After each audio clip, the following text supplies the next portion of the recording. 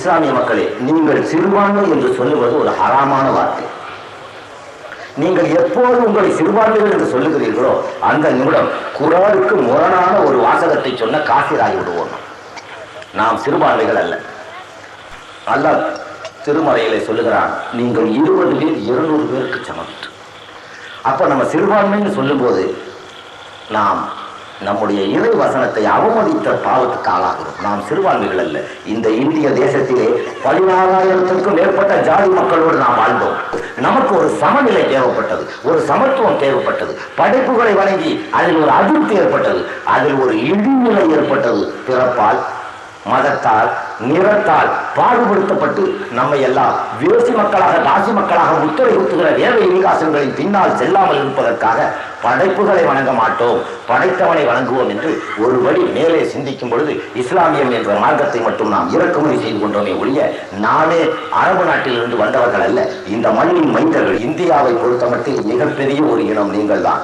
சுமார் 26 கோடி மக்கள் நீங்கள் வாழ்கிறீர்கள். உங்களுக்கு அடுத்து ஆதி திராவிடர்கள் 20 கோடி பேர் இருந்தாலும் ஒரு இறை, ஒரு மலை, ஒரு நெறி, ஒரு கொள்கை, ஒரு கோட்பாடு என்ற கோட்பாடுகளின் கீழ் அல்ல. பல குலங்களாக, கூத்திரங்களாக, குலதெய்வங்களை வழிபடுபவர்களாக, கொள்வினை கொடுப்பனை இல்லாத மக்களாக, எந்த வகைத்திலும் கலாச்சார மாறுபாடு உள்ள மக்களாகத்தான் வாழ்ந்து கொண்டிருக்கிறார்களே ஒழிய ஒரே இறை, ஒரே மலை, ஒரே நெறி, ஒரே கொடி, ஒரே இறை, ஒரே மறை என்ற கொள்கையின் கீழ் வாழக்கூடிய மக்கள் யாராவது இந்த இந்தியாவில் உண்டா? தமிழகத்தை பொறுத்தமட்டில் மிகப்பெரிய ஒரு இனம் 2 கோடி பேர் கொண்ட வன்னியர்கள். அதற்கு அடுத்து சுமார் 1.25 லட்சம், 1.25 கோடி பேர் கொண்ட 1.75, அதாவது 1,75 லட்சம் பேர் கொண்ட முஸ்லிம்களாகிய நீங்கள் தான் சகோதரர்களே. இவன் என்னடா நம்ம சிறுபான்மைன்னு சொல்லுது. நீங்க எப்படி இருந்தாலும் பஞ்சாயத்து போர்டில் எழுதி வைப்பீங்க புள்ள பிறந்தோன்னு.